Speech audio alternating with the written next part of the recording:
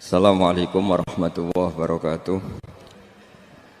Bismillahirrahmanirrahim. Nahmaduka ya ghafuru ya syakuru. Mashalli wa sallim barik ala sayyidina maulana Muhammadin wa ala alihi wa sahbihi aswa'in nama ba'du. Ada satu kearifan namanya hidup itu apa? Hidup itu adalah cari sebanyak mungkin supaya hidup itu tidak tergantung pada banyak hal. Jika misalnya cara berpikir orang-orang modern itu sebenarnya banyak orang-orang ilmuwan yang nggak ngagumi Amerika, bukan karena angkuh ndak.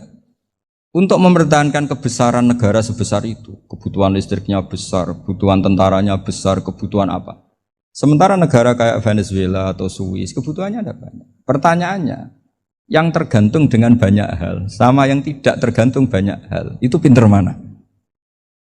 Kalau dibalik pertanyaannya gitu, negara-negara maju itu tidak keren kalau dibalik pertanyaannya. Orang yang untuk mempertahankan eksistensinya banyak, butuh banyak hal, dengan yang tidak butuh banyak hal, itu pinter mana? Orang yang bahagianya nunggu jadi dokter, nunggu jadi kiai besar, kiai viral, dengan orang yang bahagia cukup dengan ngopi, itu pinter mana? Tapi kalau dibalik pertanyaannya, orang yang tahunya nikmat hanya kopi, dengan nikmat yang banyak, pinter mana? Makanya Mbah Mun tuh kalau guyon itu lucu. Aku iku sakake ambek wong desa sing mlebu swarga. Saya dulu eskal mlebu swarga kok disakeni. Akhirnya beliau memberi penjelasan. Wong desa iku roe pakanan enak, iku mau kopi mbek uduk. Lah swarga iku mau nuruti sing dikarepno. Akhirnya wis mau mangan, wis ngopi, nguduk, ngopi wong ora roh pakanan liyane iku ora roh. Nasi mandi ya ora roh, pizza ya ora roh apa-apa. Terus saya bilang, wah lah niku nak nganti selera tentang wanita cantik. Iku juga sederhana. Rontok pesek ya wis cantik, rontok ireng ya wis. Apa bidadarinya seperti itu karena saking enggak pengalamannya. Jadi surga itu kan nuruti apa yang diinginkan. Kira-kira keinginan orang kampung kalau di surga itu apa coba? Makanan apa coba? Ya, nak senengnya ketemel gemblong gitu. Artinya malaikat lebih suka nangani surganya orang-orang kampung timbang Pak Rektor. Ini sudah ribet ini. Makanan apa saja sudah pernah dicoba. Ya. Terus kalau di mall tahu orang macam-macam, seleranya macam-macam pasti. Enak mana kalau sampai jadi malaikat pelayan surga? Suka ngelayani orang kampung apa yang orang kota?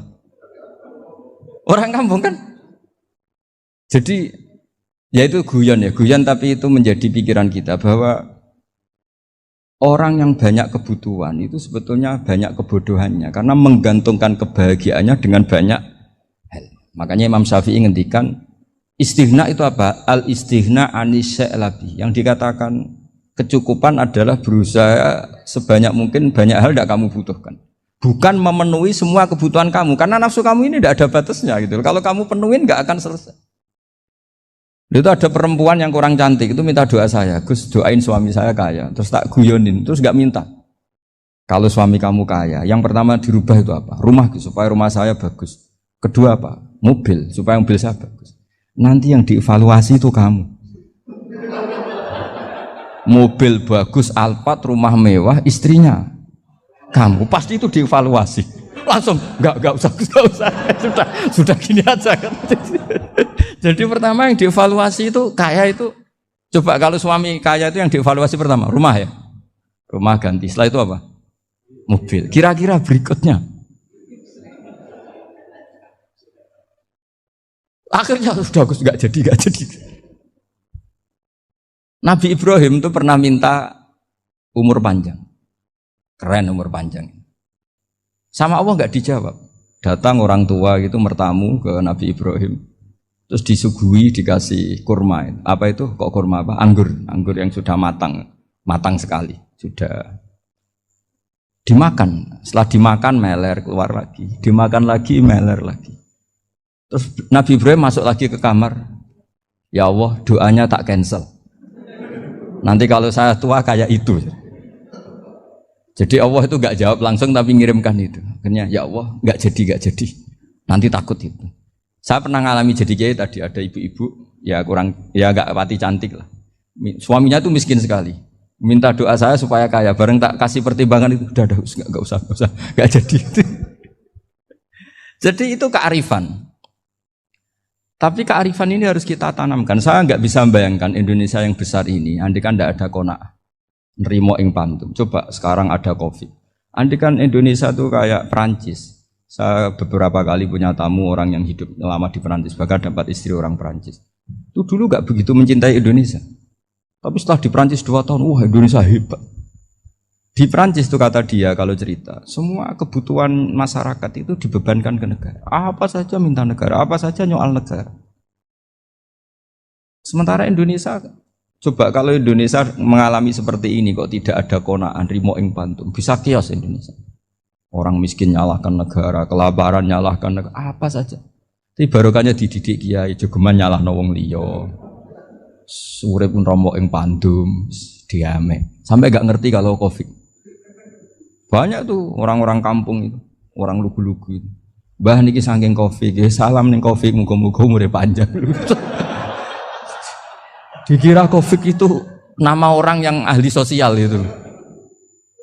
Mbah niki dana saking Covid. Matur nuwun sampekno salamku, muga-muga umur panjang. Bingung kan yang nganterin ini. Ini gimana yang mau menjelaskan? Memang nggak paham. Ribet kan. Tapi saya pastikan bahwa dengan keadaan seperti ini kita bahagia, kita stabil, itu jelas barokahnya kalimat tadi, moto tadi atau pegangan hidup tadi. Makanya disebut al-ibarat qutun li'ailatil mustami'in, bahwa redaksi atau kata-kata atau pegangan atau filosofi hidup, apalah namanya itu adalah penyemangat. Penyemangat. Karena kata-kata ini memang luar biasa. Ketika sahabat perang demi kebenaran, zaman itu ya pasti benar karena yang dibela Nabi. Dulu itu kan enak zaman Nabi, yang dibela mesti benarnya, musuhnya mesti salahnya. Sehingga dulu itu memang harus tegas. Kalau sekarang mau tegas gimana? Yang kamu bela tidak mesti benar, musuhnya tidak mesti salah. Ribet kan kalau misalnya saya tukaran sama Pak Rektor, kamu mau bela mana kan bingung. Saya tidak mesti benar, saya tidak Nabi. Pak Rektor apalagi nggak mesti benar lagi kan? Ribet kan? Jadi kalau kita mau perang sekarang itu mau pede gimana? Enggak. Makanya banyak ulama sekarang tuh mau tegas tuh nggak berani karena ya banyak hal yang abu-abu lah wilayahnya. Misalnya pilihan presiden atau pilihan bupati, pilihan menteri. Kamu mati-matian bela itu, yang kamu bela tidak mesti benar, musuh kamu tidak mesti salah. Misalnya pilihan bupati, wah ini kabupaten ini baik kalau bupatinya ini, yang satu bilang ini, terus tim suksesnya kamu tanya, kamu yakin? Ya tidak juga. Lah kenapa semangat? Kan saya botohnya paling alasannya ya itu aja, bukan yang lain. Beda dengan zaman Nabi, Nabinya mesti benar, Abu Jahalnya mesti salah, kan enak aturan mainnya jelas. Singkat cerita dalam perang itu banyak sahabat yang alami luka, ngalami apa gitu. Kemudian curhat ke Nabi, ya Nabi gara-gara derekkan jenengan, ngikuti jenengan saya harus ngalami seperti ini. Ngiranya orang itu diapresiasi sama Allah keluarnya. Ternyata sama Allah gak diapresiasi. Malah diturunkan ayat intakunu ta'lamuna fa innahum ya'lamuna kama ta'lamun wa tarjuna minallah malah yarju. Kalau kamu sakit karena perang, orang-orang kafir itu ya sakit. Itu saja berani padahal demi kekafiran. Wa tarjuna minallah malah yarjun. Padahal kamu punya nilai lebih yaitu berharap kepada Allah yang mereka tidak punya. Saya jadi kiai itu ya kadang mangkel. Karena yang benci ya benci, yang seneng itu ngel-ngel loh kayak Pak Bejo. Jadi semuanya ribet. Nah iya, yang benci ya ganggu, yang seneng ya ganggu, tambah nemen. Seribet. Tapi kalau sudah ingat bandar narkoba, mereka berhadapan dengan polisi, kadang ditembak karena kesalahannya terlalu fatal. Antar persaingan mereka juga bisa tembak-tembakan karena merebut pasar narkoba. Itu saja mereka berani. Kok kita yang jadi kiai kadang dicium tangannya, dihormati gak berani, hanya takut apa ya, musibah-musibah kecil lah, atau problem-problem kecil. Lah iya, kalau kita bandingannya gitu. Kalau kamu mau tahajud kedinginan, itu masih nanti dihisab Allah itu gitu. Maling ayam itu keluar malam-malam, hanya dapat ayam. Itu gak takut dingin. Ya gak takut digebuki masa. Kamu mau tahajud saja takut dingin. Makanya nanti hisabnya orang soleh itu nanti dijajarkan orang dolim. Terus diperbandingkan. Wah itu habis kamu kalau itu. Jadi misalnya Unisula mau rapat, tapi ini malam, kalau malam dingin nanti saya masuk angin. Wah anak-anak pang di perapatan aja berani kamu. Kalau sudah perbandingannya gitu tuh ribet kita nanti. Makanya itu kalimat itu moto atau filosofi hidup. Sehingga diulang lagi nasihat itu. Iyam saskum korhun fakodu masal koma korhum mislu. Kalau kamu kena luka, orang-orang yang nggak benar juga akan kena luka. Itu aja berani demi ketidakbenaran. Masa kamu demi kebenaran enggak berani? Akhirnya orang itu, ya itu kalimat, itu heroik. Makanya kita ini penting ya, makanya tadi himne Unisula dimulai kalimat thayyibah. Karena kalimat ini yang menjaga kita kalimat ini. Misalnya tentang Tuhan. Kenapa orang Islam imannya kokoh seperti ini, termasuk yang sudah hidup di Amerika, di Australia, di mana-mana. Itu ya barokahnya ajaran atau barokahnya kalimah. Saya sebut kalimah saja pakai bahasa santri. Karena la ilaha illallah itu dalam tradisi santri disebut kalimatu haqqin alaiha nahya wa alaiha namut wa alaiha nub'ats. Ada yang riwayat wa biha nub'ats insyaallah taala minal aminin. Kenapa mereka di mana-mana meskipun sekolah di Amerika, di Australia, bahkan di Uni Soviet tetap mukmin? Itu barokahnya ajaran yang benar. Allah itu siapa? Tuhan. Tuhan itu sifat dasarnya apa? Awal. Dia harus wujud awal sebelum makhluk yang lain. Sehingga ketika ada negara yang maju, yang tertib, manajemennya tertib, masyarakatnya makmur, tapi punya Tuhan yang tidak seperti itu, tidak awal, itu sudah gak nyaman. Karena ndaklah keren Tuhan saya, karena Tuhan saya itu al-awwal, zat yang pertama. Tuhan saya keren lah, zat yang gak mati. Tuhan yang gak mati, yang gak pernah mengalami kematian. Sehingga tontonan atau yang dilihat kenikmatan-kenikmatan yang lain ini tidak mengubah dia pendirian tentang Tuhan. Karena mantapnya satu kalimat tadi bahwa Tuhan itu ya harus satu, harus awal, harus tidak mati, tidak rusak, tidak mengalami apa-apa yang membahayakan. Sehingga ketika ditawarin Tuhan yang lain meskipun menjanjikan secara finansial atau kemakmuran, mereka gak tertarik. Itu coba, itu barokahnya makmur apa barokahnya ajaran? Barokahnya ajaran. Sering negara Islam itu kalah makmur dengan mereka, tapi barokahnya ajaran ini tetap apa? Tetap Islam. Makanya Nabi Ibrahim, Nabi yang sukses bikin wa ja'alaha kalimatam baqiyatan fi. Di antara tugas suci Nabi Ibrahim dan semua Nabi adalah wa ja'alaha kalimatam baqiyatan fi aqibi. Nabi Ibrahim itu Nabi yang diberi gelar Allah. Dia adalah Nabi yang menjadikan kalimat tauhid itu kalimat yang abadi. Fi akibih, di anak turunnya, di semua generasinya, baik anak turun karena gen maupun karena pembinaan, karena pendidikan.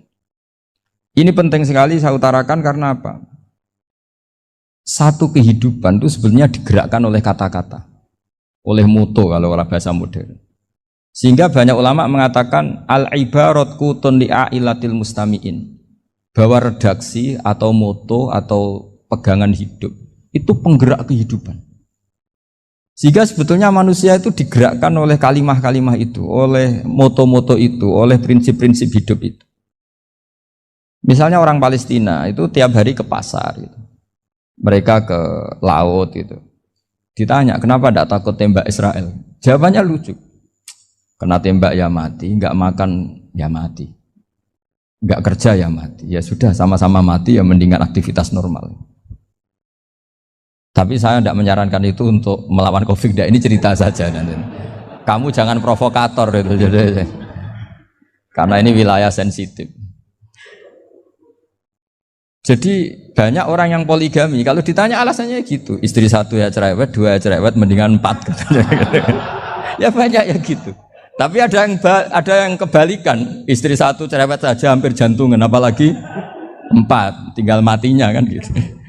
Itu semua yang menggerakkan itu kalimat. Kalimat itu satu pegangan. Banyak orang loh yang nggak ingin jadi rektor tuh banyak loh Pak Bejo. Jangan kira semua dosen ingin jadi rektor. Melihat rektor sibuk rapat mempertahankan reputasi Unisula terus sering pegang kepala. Ngapain repot-repot? Jadi tukang sapu aja dapat gaji, ngopi, rokokan selesai. Bodoh amat jadi rektor, mikir orang banyak. Banyak loh orang yang nggak ingin jadi presiden tuh banyak. Karena ngopi nyaman, gak ada yang ganggu. Mau tidur sampai jam 9 siang juga gak ada yang ganggu. Sehingga mereka melihat pegawai negeri itu gak keren, orang kok diatur jam, disiplin. Itu memang cara Allah membagi rahmat. Mau kamu apakan coba? Cara syukurnya dia seperti itu. Bapak saya dulu tuh sering ngajarin saya, diajak jalan-jalan pagi-pagi. Melihat orang ngopi, makan uduk itu bapak seneng. Kok enak jadi wong awam. Ngene esuk-esuk nyemak bocah kesel kabeh kono enak ngopi rokokan. Bapak kadang iri sama orang awam itu iri. Sudah gitu berharap masuk surga kan enak sudah gitu. Tahu-tahu mati, tidak tahu ke surga apa ke neraka ya tidak tahu. Jadi, nah orang dulu itu orang yang bisa mensederhanakan dunia. Sehingga ya sudah cara bahagia. Makanya saya alhamdulillah saya ini kerjasama sama UII sama beberapa kampus. Memang amdan itu sengaja. Kampus itu ya punya sistem yang nggak bisa mewakili sistem kiai. Kiai juga punya sistem yang nggak terwakili oleh kampus juga sebaliknya saling melengkapi. Saya sering ketemu rektor UII, rektor kampus-kampus Islam. Mereka cerita, Gus pendidikan pondok harusnya dimodernkan gini-gini. Saya bilang, kalau pondok modern kayak kampus itu nanti saya ketemu Allah nggak bisa jawab. Kenapa Gus? Saya beri contoh gini. Kalau misalnya perempuan perawan lah atau apa saja, namanya perempuan. Mau tanya tentang menstruasi atau haid. Kalau semuanya sistem kampus, dia harus kuliah dulu. Registrasi dulu, kuliah dulu, bayar dulu. Dan dapat jawabannya nunggu mata kuliah pas itu.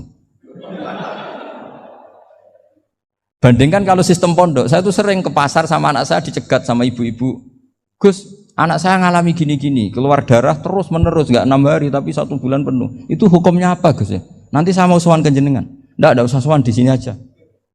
Ya sudah, sebelum mengeluarkan darah yang rutin seperti itu biasanya haidnya berapa hari? 6 hari ya sudah ikut yang 6 hari, yang lainnya istighatsah. Ngoten tok Gus, ya udah ya.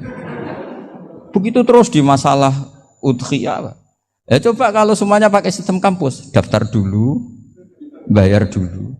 Jadi ini nggak ada jawabannya, nunggu mata kuliah itu. Baru dapat jawaban, itu biasa nggak sholat bertahun-tahun karena belum ada jawaban tentang itu.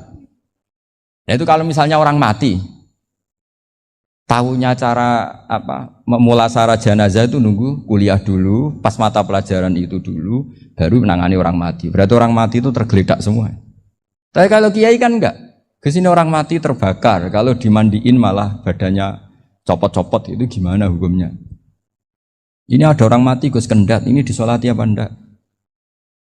Ada orang mati oplosan itu disolati enggak? So sering ditanya gitu.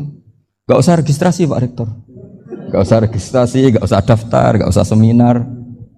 Makanya kalau orang kampus wani kiai itu ya kualat tenang gitu, karena ini yang on time.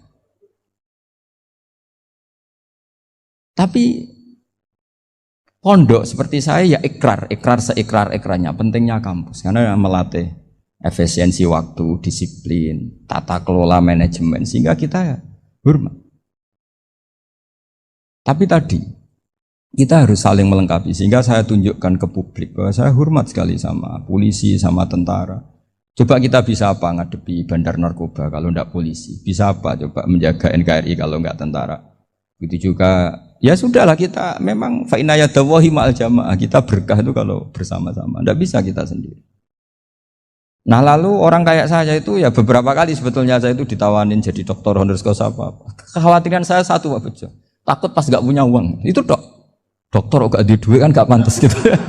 Jadi repot gitu, daripada beban lah sudahlah enggak usah dokter. Jadi kalau enggak punya uang ya pantas, terus kalau ngebis ya pantas. Suatu saat kalau mati nggak ada yang hadir ya pantas, enggak dokter gitu. Kalau sudah dokter kok masuk neraka, kayaknya apalagi rektor kampus Islam kok masuk neraka itu kan kok kayak agak pas itu. Misalnya rektor Unisiola ditanya mungkar nakir, nggak bisa kan kayak gimana gitu. Makanya harus sering ngaji saya supaya nggak malu di depan mungkar nakir. Masa rektor ditanya mungkar nakir nggak bisa. Harus berani bentak, ini saya rektor loh Pak Mungkar Nakir. Masa. Kalau wali-wali dulu berani. Masyhur di cerita wali-wali ditanya marabbuka manabuka, saya ini guru tauhid. Kok kamu tanya marabbuka manabuka, yang ngelotok. Kamu tidak pernah ngaji, enak aja tanya. Jadi wali-wali itu ya rileks ngadepi mungkin. Saya akan rileks wali di Bang Parik baru. Saya yakin itu. Karena wali itu lebih dekat Allah. Tapi ini kesalahan yang tidak maksiat. Insya Allah dimaafkan Allah Subhanahu Wa Taala ini karena kesalahan itu ada dua. Ada kesalahan yang maksiat, ada kesalahan yang tidak maksiat. Saya punya komitmen terhadap agama ini. Baik tadi yang dikatakan Pak Rektor, ada unsur ulama, ada unsur habaib, ada unsur pengusaha, ada unsur birokrat. Di antara kenangan-kenangan saya dari Syekhina guru kita bersama Kiai Haji Maimun Zubair, beliau itu sering dawuh, sering ngendikan, dan itu saya sampaikan juga ketika 7 hari wafatnya Agus Robah, cucu Mbah Maimun, putra Agus Subah. Di antara yang beliau katakan itu adalah sok hak agama itu sing gawe pegawai negeri. Itu berkali-kali beliau ngendikan gitu. Ya saya agak bantah. Lah kalau santri, Bah, ya santri karuan mesti gawe agama, tapi sok ben sing gawe pegawai negeri. Setelah saya jadi kiai dan penelitian, saya itu berkali-kali didatangi dokter, tentara, juga polisi. Mereka sering bilang gini, Gus saya ini dokter negeri. Saya ke NTT, ke Papua, karena saya muslim, berkebutuhan Islam, maka dibikinkan musola, dibikinkan masjid. Kalau kiai tidak bisa, bikin sendiri urunan mau narik siapa. Mau narik tarikan di jalan yang mau nyumbang siapa. Tapi kalau kebutuhan negara, karena tugas negara, ya difasilitasi negara dan tidak dianggap misionaris karena negara. Begitu juga di beberapa negara yang non-muslim kayak di Argentina, di Venezuela, itu ada masjid, ada kajian Islam ya karena duta besar.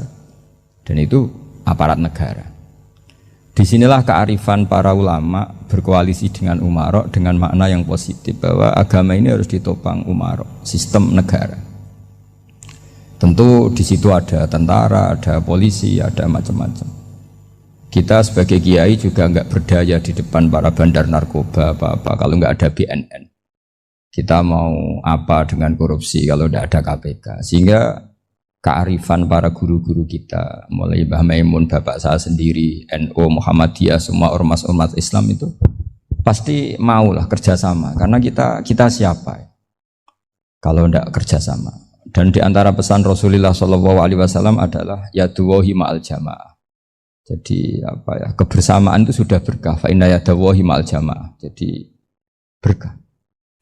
Lalu kenapa saya kalau ngaji bawa kitab? Ini agak sebetulnya itu lazim. Lazim itu suatu yang harus. Tapi karena kelamaan mubalek itu tidak pakai kitab. Seakan-akan bawa kitab itu yang aneh. Sebenarnya aneh mereka. Karena begini logika simpelnya ya. Umat Nabi ini berhak dapat apa coba? Berhak dapat warisan yang paling luhur, paling hebat, paling jernih. Apa itu Quran dan hadis? Pertanyaannya, siapa yang paling punya hak otoritatif untuk menerangkan Quran hadis? Ulama. Ulama yang mana? Ya yang kapabel, yang sudah diakui dunia kayak Imam Ghazali, Imam Bukhari, Imam Syafi'i. Artinya kalau kita tidak pakai materi itu ulama mendapat pikiran kita, bukan mendapat pikiran mereka. Saya ulang lagi, kalau kita tidak pakai materi yang otentik, yang orisinil, umat ini mendapat pikiran kita, bukan pikiran mereka. Maka saya berusaha supaya teman-teman atau semua umat Islam dapat pikiran-pikirannya Imam Ghazali, pikiran-pikiran Imam Bukhari, pikiran-pikiran Abdul Qasim Al-Junaidi, kejernian-kejernian Abu Yazid Al-Bustami. Kejernian itu diantaranya adalah misalnya makalah yang menurut saya itu makalah yang super. Jadi untuk ngadepi krisis karena COVID atau karena apalah, itu lama dulu sederhana sekali. Beliau-beliau punya rumus yang mungkin jarang didengungkan orang, tapi saya akan kampanye rumus ini. Al-istighna, haqiqatul istighna, itu adalah al-istighna anis syai' labihi. Jadi pemenuhan kebutuhan yang sebenarnya adalah kita berusaha menghindari sebanyak mungkin kebutuhan yang sekunder, yang enggak penting. Bukan memenuhi semua yang kita inginkan. Jadi misalnya begini ya, kalau kita lapar, itu keinginan kita itu makan enak apa asal makan? Tentu jawabannya asal makan yang sehat. Tapi kalau nuruti nafsu kita, makannya yang enak, teman makan ya enak. Terus di warung yang favorit. Ini kan satu kebodohan. Kenapa untuk makan saja butuh definisi sekian banyak? Yang kita harus kecewa, warung favoritnya bisa sudah tutup. Atau kita ke sana harus macet. Ribet. yang benar-benar arif dan bijaksana itu adalah al-istighna anisya. Sesuatu yang tidak mendesak itu jangan jadikan kebutuhan. Sehingga kalau kita puasa misalnya, semua makanan itu enak karena kita sangat lapar. Sehingga Abul Qasim Al-Junaidi ketika ditanya, ma idamu to'am, lauk makanan itu apa? Jawabannya lucu, alju, lapar. Kalau kamu lapar ya semuanya enak. Ini sudah mulai hilang. Kita bilang makan enak itu ya sate, ya gulai, ya pizza yang kita senang. Akhirnya apa? Untuk nikmati nikmatnya Allah itu kita jadi ribet. Apalagi yang orang-orang fasik harus ditemani perempuan yang tidak halal misalnya, atau harus ada ajudan, ribet. Nah pertanyaannya, orang yang ribet sama yang nggak ribet itu pinter mana?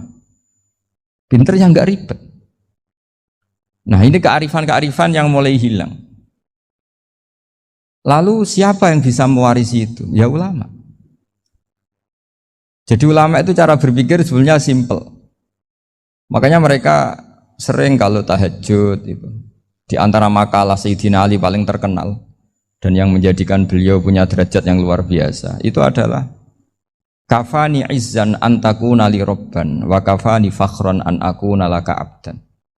Ya Allah, saya ini sudah begitu mulia, begitu terhormat dan sangat-sangat terhormat karena yang menjadi Tuhan itu Engkau. Jadi rumus pertama itu karena menjadi Tuhan itu Engkau. Hanya Tuhan yang abadi, Tuhan yang pertama, hanya Tuhan yang al-awwal. Coba ya Allah, kalau saya ini punya Tuhan Fir'aun, punya Tuhan mati jadi tontonan lagi, itu kerennya di mana coba? Andaikan kita punya Tuhan Fir'aun, atau punya Tuhan yang asal usulnya manusia, apapun hebatnya manusia itu, kita punya Tuhan manusia itu.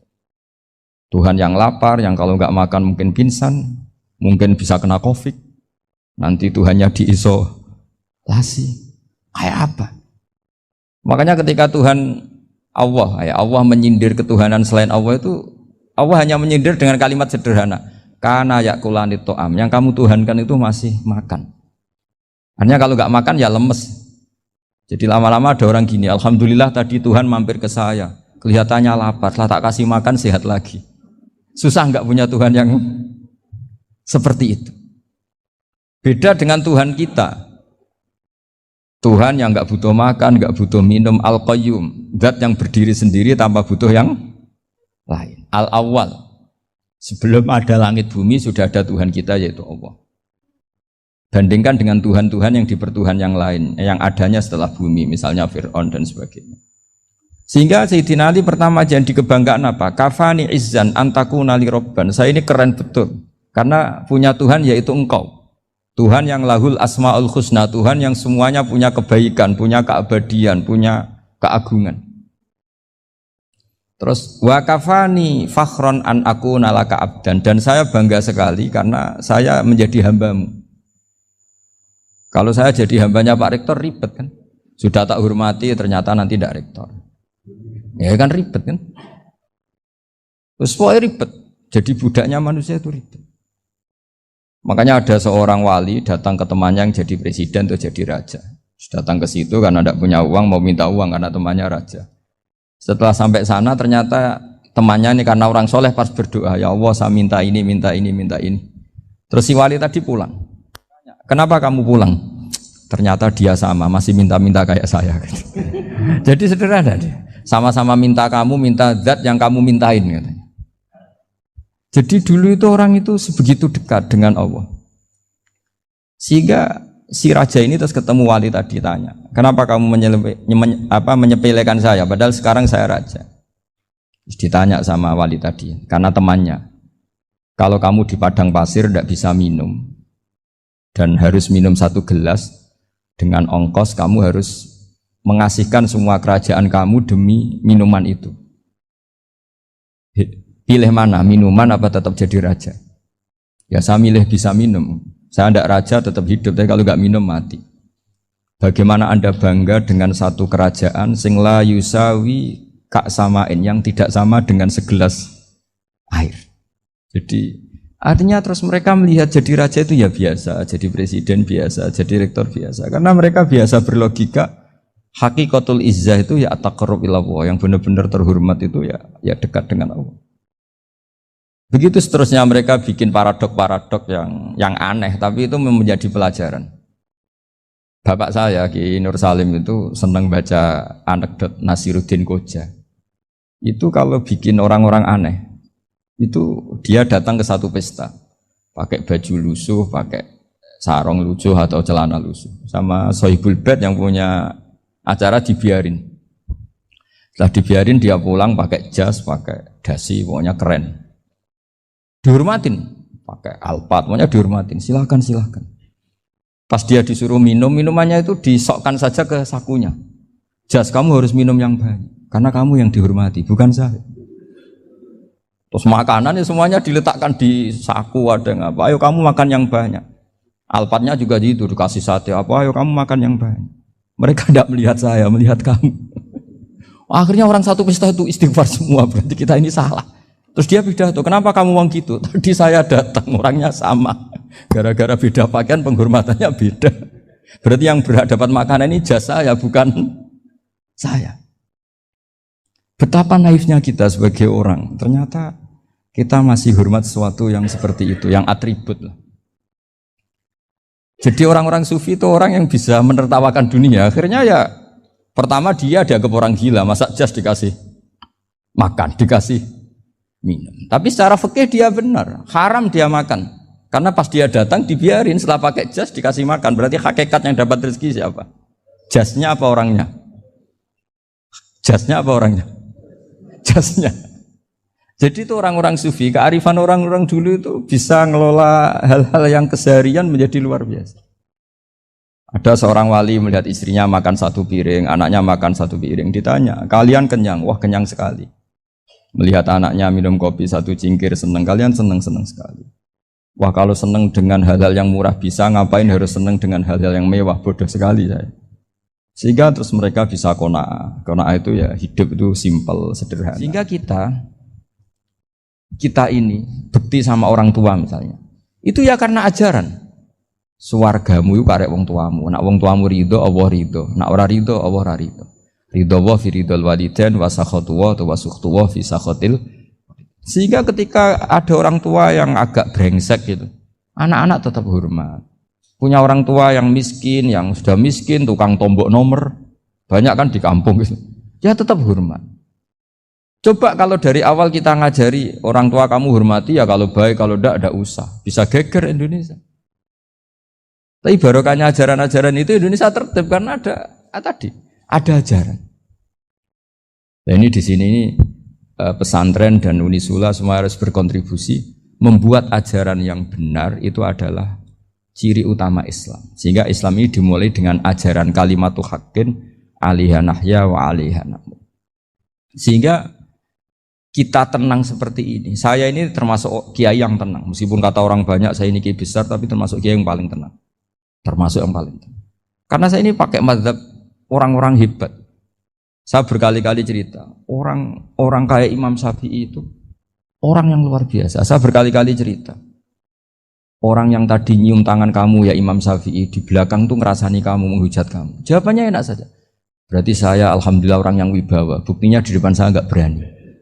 Jadi enteng saja. Diceritain sebagian kampung, sebagian separuh dari warga kamu itu nggak suka kamu. Ya bagus lah nggak suka saya, nggak akan utang duit saya. Di mana-mana orang utang itu karena teman dekat. Kalau nggak seneng pasti minimal nggak utang, nggak pinjam mobil, nggak pinjam. Berkah mana yang seneng sama yang gede? Jadi dianggap enteng saja. Semua yang dialamin dianggap enteng saja. Misalnya punya istri pemarah, ya baguslah marahin suami. Kalau marahin tonggo malah ribet.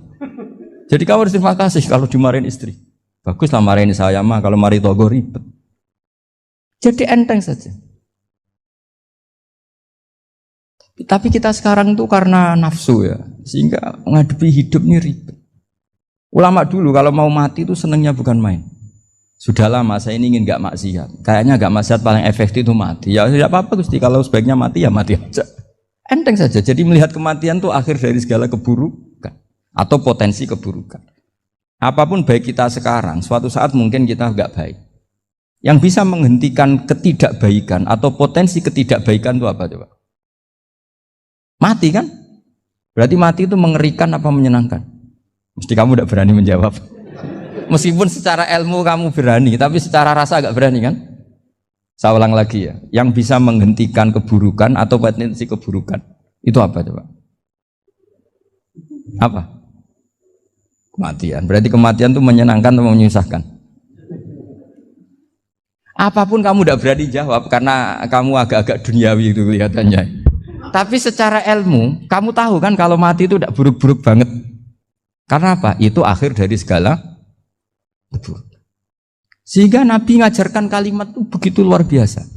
Allahumma ahyini maka natil hayatu khairan li wa tawaffani maka natil wafatu khairan li. Nabi melihat dunia itu begitu indah. Ya Allah, kalau saya ini hidup, anggap saja hidup ini ziyadatan li fi kulli khairin, menjadi modal saya menambah segala kebaikan. Jika suatu saat saya mati, anggap mawon rohatan li min kulli syarrin, itu akhir dari segala keburukan saya. Sehingga mati hidup ya baik karena di situ kita bisa berkontribusi beramal soleh. Mati juga baik karena mengakhiri segala keburukan. Nabi nate ngendikan lagi, ajaban li amril mu'mini inna amrahu kullahu khair. Orang mukmin itu mengagumkan, semuanya baik. In asobathu na'ma syakara fakana khairan lah. Kalau baru dapat nikmat, dia syukur, maka itu baik. Wa in asobatu dharra sabara. Kalau dapat masalah mereka sabar, itu juga baik. Sehingga orang mukmin dua sisinya pasti baik. Itu juga kalimat, maksudnya moto atau pegangan hidup. Nah berikut ini saya beri contoh, ini kenangan saya, ini contoh terakhir. Masalah jadi orang terkenal maupun tidak. Di sini dicontohkan Imam Ghazali di halaman 367 di kitab saya 367, juznya 3 di kitab Ihya Ulumuddin. Di sini beliau cerita betapa untuk menjaga ikhlas sebaiknya orang itu tidak terkenal, tidak syuhrah, tidak terkenal. Oke, itu kita sepakat ya, karena kalau terkenal mungkin orang dipaksa publik dengan tanda kutip untuk selalu berbuat baik, tapi karena jaim lah, jaga image atau apa. Tapi ketika dibalik pertanyaannya, kamu rela yang terkenal itu orang nggak benar, sementara yang orang benar itu nggak terkenal.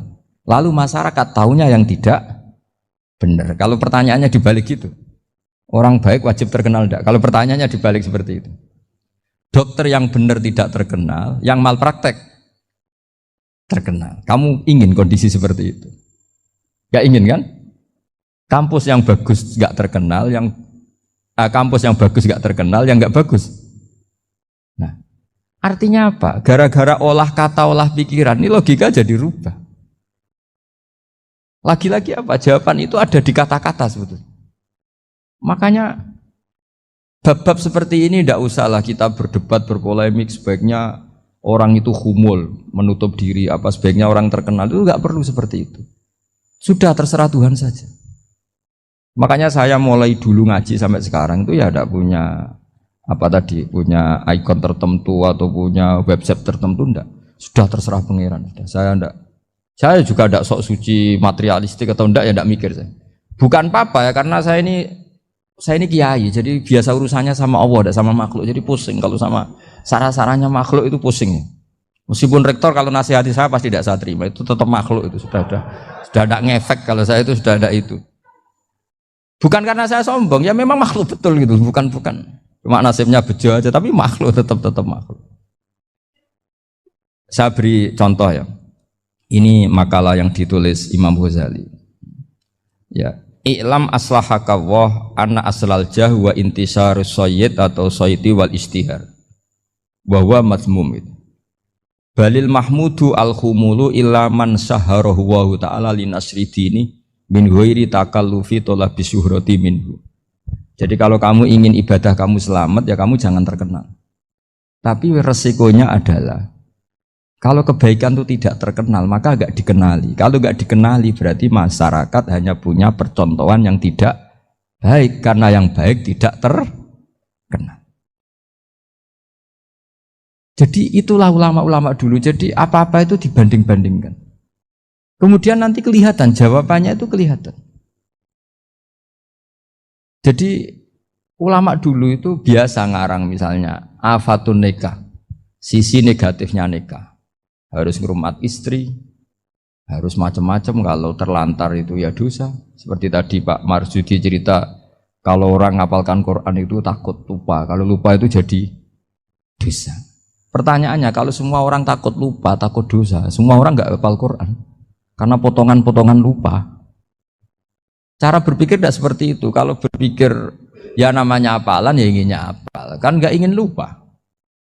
Lah nanti kalau takdirnya lupa karena hal-hal yang dimaklumi oleh syariat itu enggak yang termasuk dosa. Yang dosa itu lupa takliwiri udhrin syar'iyyin, lupa yang tidak ada sebab yang apa?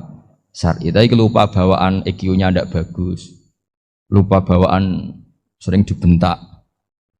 Oh itu enggak masalah karena bawaannya orang tertekan itu ya lupa. Coba kamu hafal Quran. Terus punya kredit jatuh tempo. Pas hari itu aku yakin enggak cerdas sudah. Itu bawaannya orang tertekan itu pasti lupa. Jadi ya saya teruskan ya. Jadi terus ada makalah yang sangat bagus sekali tentang itu. Saya baca ya. Wa yadullu ala dzalika anna Allah azza wa jalla amaral anbiya'a bi idharil amali lil iktida wa khassahum bi mansibin nubuwah. Wala yajuzu ayyudhanna bihim annahum khurrimu afdhalal amalen. Jadi orang yang terlalu mendewa-dewakan khumul itu menutup diri. Oke itu baik karena dengan khumul, dengan menutup diri Anda tidak riya, Anda tidak pamer. Tapi kata Imam Ghazali, kamu juga harus ingat di antara syaratnya Nabi itu harus mengumumkan kalau beliau itu seorang Nabi. Harus memaklumatkan kalau beliau seorang Nabi supaya bisa diikuti. Caranya sholat harus diumumkan sehingga Nabi itu mengatakan harus jamaah. Karena dengan cara jamaah itu bisa shollu kama ra'aitumuni usolli. Coba kalau Nabi sholatnya nggak diperlihatkan, kamu harus sholat yang benar. Caranya gimana ya Rasulullah? Itu rahasia. Bingung nggak kira-kira? Bingung nggak? Ya misalnya amal rahasia selalu lebih baik. Terus ada pertanyaan, Nabi ngendikan kamu sholat yang benar. Caranya gimana Nabi? Ya itu rahasia. Terus gimana coba? Tapi Nabi ngendikan apa? Shollu kama ra'aitumuni usolli. Ya sudah kamu sholat, niru saya sholat. Berarti Nabi sholatnya diperlihatkan apa disembunyikan? Diperlihatkan. Jadi begitu juga saya berkali-kali bilang, orang tahu kalau itu bidan ya berdasar tulisan itu bidan. Tahu kalau itu dokter gigi ya itu dokter gigi. Jangan sampai gara-gara tidak ada tulisan mau beli alat bangunan di dokter gigi. Mau periksa gigi di toko bangunan. Gara-gara apa? Nggak ada maklumat. Nah, di sini ulama-ulama selalu memaklumatkan dirinya. Termasuk Imam Ghazali ketika ngarang kitab dinamai Ihya Ulumuddin, bahwa kitab ini bisa menghidupkan ilmu-ilmu agama yang mulai hilang. Begitu seterusnya. Jadi ini ngaji ya. Jadi orang itu harus ngerti. Jadi jangan nuruti emosi sendiri atau logika sendiri. Bahwa saya suka humul, ya monggo. Agama Islam menyediakan sarana itu. Uzlah itu ya punya sisi kebaikannya sendiri. Tapi syuhrah terkenal asal tidak nuruti nafsu juga punya sisi kebaikannya sendiri. Setidaknya umat ini punya satu master kebaikan yang mudah diakses. Tapi tadi saya ulang lagi, jangan karena hadzun nafsi, jangan karena kepentingan pribadi. Makanya di sini disebutkan wa yadullu ala dzalika ay ala syuhrah anna Allah taala amaral anbiya bi idharil amal lil iktida. Allah selalu memerintahkan para nabi kalau ngamal kebaikan ya harus dimunculkan supaya bisa ditiru. Yaitu tadi kita tidak bisa bayangkan kan kalau misalnya Nabi menyuruh kamu harus sholat yang benar, kemudian sholatnya Nabi sembunyi. Kalau ditanya, Nabi saya niru siapa? Wah itu rahasia, kamu nggak boleh lihat sholat saya takut tidak ikhlas. Ribet kan? Sehingga jamaah itu statusnya tetap harus. Nah bedanya harus ini ulama berpendapat harus yang apa? Fardu kifayah. Tapi fardu itu maknanya harus. Tapi bukan berarti kalau nggak jamaah sholatnya nggak sah, nggak. Tapi statusnya jamaah tetap apa? Harus. Nah barokahnya harus ini orang yang baru sholatnya langsung benar karena ada yang diikutin. Coba kalau mantan dukun baru sholat terus sholat sendiri, itu mesti mirip mantra. Karena dia tidak ada master percontohannya. Tapi barokahnya ada master, orang paling bodoh pun kalau sholat ya benar, karena standar ada komandonya, ada imamnya. Sehingga Imam Ahmad malah berpikir keras, syarat sahnya sholat itu harus jamaah. Cara pikirannya Imam Ahmad keras sekali beliau. Jika kalau orang sholat sendiri kok ada orang lain yang maunya berjamaah harus bayar, orang itu harus bayar demi sahnya sholat. Itu madzhabnya Imam Ahmad. Tapi kalau madzhab Syafi'i hanya mengatakan itu fardu kifayah, yang kalau satu komunitas gak mau melakukan semuanya apa? Ya jadi ini sebelum sesi ringan tanya jawab, hanya 2 saja tanyanya, nggak boleh banyak-banyak, nanti nggak pulang-pulang saya. Jadi tak baca lagi biar dapat berkahnya Imam Ghazali. Wa qala qaumun asirru afdalu minal alaniyati. Terus kata sebagian ulama al alaniyah itu afdal minas sirri. Terus diperbandingkan baik yang mana amal dipertontonkan sama ndak. Terus kata Imam Ghazali, kalau orang itu bisa jaga tidak riya, maka sebaiknya dipertontonkan karena kebaikan harus yang muncul, bukan yang tidak baik yang muncul. Makanya ketika Unisula memaklumatkan diri sebagai ingin jadi generasi khairah ummah, itu kalau diterjemah itu kan wow, khairah ummah, umat terbaik. Itu kan kayak agak angkuh. Tapi nggak apa-apa, itu nggak apa-apa. Masa kita kampanye Unisula siap degradasi moral, kan ya lucu kan. Masa jualan gitu kan ya lucu. Ya sudah, kita memang ingin mengkhidmati ummah, berbakti dengan umat, membantu supaya jadi generasi khairan apa? Tidak apa-apa, dimaklumatkan supaya dengan itu umat punya sarana. Oh kalau ingin jadi khairan ummah, kuliah di sini. Jangan lalu enggak gitu. Ya sama kita dokter, maklumatkan saja dokter gigi, dokter kandungan, dokter bedah. Sehingga orang kalau mau bedah ya jangan ke dokter kandungan. Jadi barokahnya maklumat ya. Jadi saya mohon sekali ini, saya sendiri sebetulnya orang yang enggak siap terkenal sebetulnya, tapi ya sudah terserah Allah saja. Kalau itu cara Allah menyebar kebaikan, ya monggo. Pokoknya kita tawakal saja sama Allah Subhanahu wa Ta'ala. Pertemuan kemarin kita nerangkan tentang dabaih ya. Ya mudah ya. Tentang dabaih. 2 kali saya pertemuan ngisi fikih di sini tentang hewan yang boleh disembelih terus ukurannya hidup itu kayak apa. Kemarin kita cerita hayatun mustaqirrah sama hayatun sing ghairu mustaqir. Tapi kali ini saya akan cerita ilmu sosial ya. Kita sebagai umat Islam di Indonesia yang kita semua ahli sunnah wal jamaah mewajibkan amar ma'ruf nahi mungkar. Tapi saya mau cerita sedikit tentang fatwa Imam Ghazali dalam kitab Ihya, dan ini saya bukukan ketika 100 harinya Kiai Haji Maimun Zubair ketika saya diminta ngisi ceramah di acara 100 harinya Mbah Maimun Zubair, guru kita semua. Di antaranya adalah ketika melihat maksiat itu apa seharusnya kita membenci pelakunya atau malah justru menunjukkan simpatik dengan harapan bisa dibina. Ini halaman 20 ya, kalau di buku ini halaman 20. Sudah ketemu ya halaman 20. Di Ihya aslinya di kitab saya juz 2 halaman 225. Kemudian ada Ihya Darul Fiqh ini milik Pak Mustaqim, tadi tak cek halaman 29. Jadi supaya kita amar ma'ruf nahi mungkar itu pakai ukuran yang dipakai ulama. Ya kalau di buku ini halaman 20. Ya kalau di buku ini halaman berapa? 20. Saya beri mukaddimah ya, misalnya gini, ada orang mabuk di jalan. Itu dia melakukan kemungkaran, jelas mabuk. Kadang-kadang ibunya itu solihah, keluarganya soleh, ikut majelis taklim. Dia mungkin tersiksa karena keluarganya mabuk, atau mereka keluarga tersiksa anaknya mabuk. Tapi tersiksanya hanya mabuk saja, tapi gara-gara kamu nahi mungkar secara serampangan, kamu tegur, malah dosanya bunuh Anda. Ini namanya apa? Nahi mungkar sing yu'ati ila ma huwa akbahu minhu atau angkaru minhu atau syarrun minhu. Kamu nahi mungkar tapi tanpa perhitungan sehingga melahirkan mungkar yang lebih dahsyat, yaitu pembunuhan.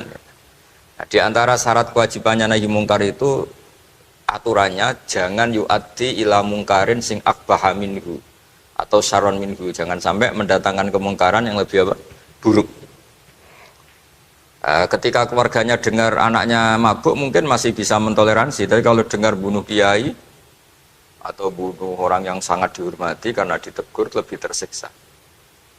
Begitu juga misalnya ada orang yang sering datang ke masjid itu berjamaah sholat, tapi pakaiannya masih agak-agak gimana gitu. Cara papa ngerti ya agak gimana gitu. Dan ternyata kalau ditegur malah nggak sholat. Nah, ini kan kita punya perhitungan ya. Kalau ditegur gak sholat, kalau dibiarin tetap sholat, mendingan gak negur. Asal di hati kamu, jangan-jangan nanti gak ada pemandangan kalau ditegur lah, itu yang mulai masalah kan. Tapi sebetulnya itu mulai masalah, itu hadun nafsi. Kalau perhitungannya gitu hadun nafsi. Tapi kalau perhitungannya selama masih islami, dengan perhitungan-perhitungan haqqullah wa rasulih, insya Allah itu ditoleransi. Nah, di antara makalah yang ini contoh ini untuk anak-anak BG, untuk PSG, tak warai caranya jadi wong alim ini jujur saja, enggak niat sombong. Saya itu kalau punya makalah itu sampai begini. Ini itu satu makalah sebelum dicetak itu berupa buku ini.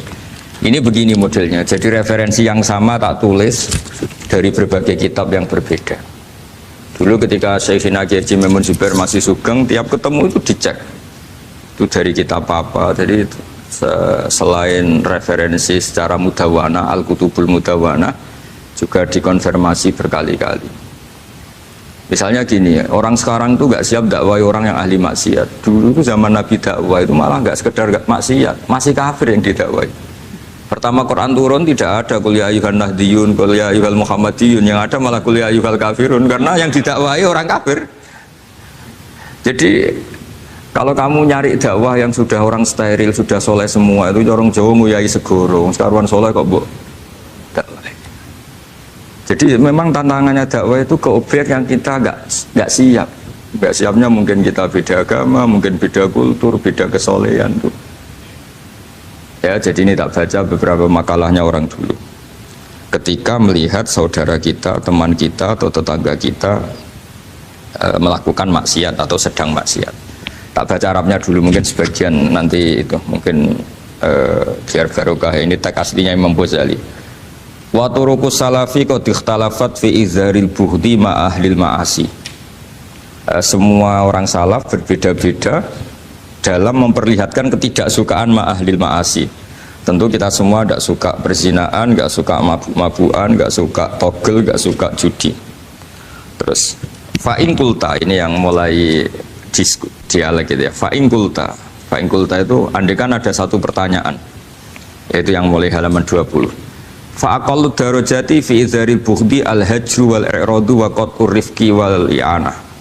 Fahal yajibu dzalika hatta ya'siyal abdu bitarkih. Fa'aqulu la yadkhulu dzalika fi dhahiril ilmi tahta taklif wal ijab. Fa inna na'lamu annal ladzina syaribul khamra wa ta'atau al fawahisha fi zamani Rasulillah sallallahu alaihi wasallam as-sahabah maka yuhjaruna bil kulliyah. Dulu zaman Nabi juga banyak orang-orang yang masih mabuk, masih melakukan hal-hal yang buruk. Tapi mereka yang sedang maksiat atau baru berstatus fasik itu maka yuhjaruna bil kulliyah.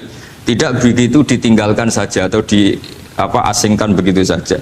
Balkanu mungqasimina fihim ilaman yakhdidul qawla alaih. Sebagian sahabat kalau melihat orang yang mabuk, yang enggak benar, keras. Wa yuzhirul bughdalah, memperlihatkan tidak sukanya. Wa ilaman yu'ridu anhu wa la yata'aradu anhu. Ini milik orang Jawa, ya tidak benci, ya tidak suka, pokoknya terus pasif. Semua corong Jawa gak melok-melok ya, itu. Nggak, biar sampean ngerti bahwa perilaku kita sebagai orang Jawa atau orang Timur, orang Indonesia ternyata ada pembenaran di ikhya, meskipun kebetulan, kebenaran Anda meskipun kebetulan. Nah kali ini kebetulan yang punya dalil itu, maksudnya tak, sudah kebetulan sekarang dicarikan apa? Dalil, kan lumayan kan, supaya kelihatan pinter gak Pak Zarkasi gitu. Kalau ini pinter dapat gaji, jadi pinter ada dua, pinter yang digaji Allah kayak saya, yang digaji negara gak Pak Zarkasi. Maka pasti kaya saya lah, yang gaji lebih kaya.